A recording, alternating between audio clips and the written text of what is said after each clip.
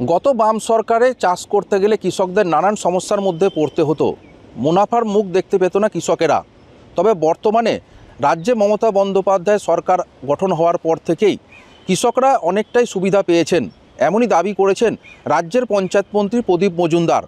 কাঁকসা ব্লকের একাধিক এলাকার কৃষকদেরকে নিয়ে একটি প্রশিক্ষণ শিবির অনুষ্ঠিত হয় কাঁকসা ব্লকের কিষাণ মান্ডির বীজ খামারে, এবং এই প্রশিক্ষণ শিবিরে কৃষকরা কিভাবে উন্নত প্রযুক্তিতে চাষ করে তারা লাভের মুখ দেখতে পারবে সেই বিষয়ে প্রশিক্ষণ দেওয়া হয়। পাশাপাশি রাজ্যের মুখ্যমন্ত্রী মমতা বন্দ্যোপাধ্যায় কৃষকদের জন্য যে সমস্ত উন্নয়নমূলক প্রকল্পগুলি করেছেন সেই সমস্ত উন্নয়নমূলক প্রকল্পের মাধ্যমে কৃষকরা কিভাবে লাভের মুখ দেখতে পারবেন এবং তাদের কি কি সুবিধা হবে সেই বিষয়ে বিস্তারিত আলোচনা করা হয়। এদিন প্রশিক্ষণের শেষে কৃষকদের হাতে কৃষিকাজে ব্যবহৃত যন্ত্রপাতি কৃষকদের হাতে তুলে দেন রাজ্যের মন্ত্রী প্রদীপ মজুমদার।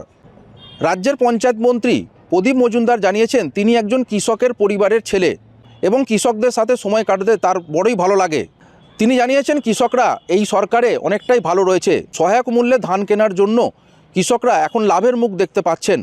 পাশাপাশি তিনি জানিয়েছেন রাজ্য সরকার কৃষকদের জন্য যে সমস্ত সুবিধাগুলি নিয়ে এসছে তার মধ্যে হলো কৃষকরা স্বল্প সুদে ব্যাংক ঋণ নিয়ে কৃষিকাজে ব্যবহৃত যন্ত্রপাতি কিনতে পারবে, যার 50% সাবসিডি দেবে রাজ্য সরকার।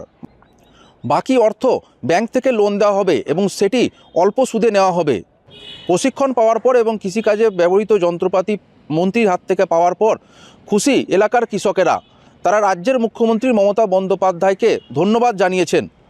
কৃষকদের প্রশিক্ষণ হচ্ছিল আজকে কাঁকসা ব্লক সিড ফার্মে।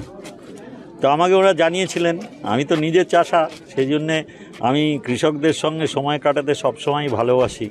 আর তাদের প্রশিক্ষণ দেওয়া হচ্ছে, সেই সময় আসতে পেরে যদিও একটু দেরি হয়ে গেল, ওনারা কষ্ট করে বসেছিলেন। কিন্তু আমি তো 2011 সাল থেকে মাননীয় মুখ্যমন্ত্রীকে সহায়তা করে আসছি। কৃষিক্ষেত্রে অনেক নতুন ধারণা এবং নতুন প্রকল্প দিয়ে কৃষিকে অনেক এগিয়ে দিয়েছে এই রাজ্য সরকার।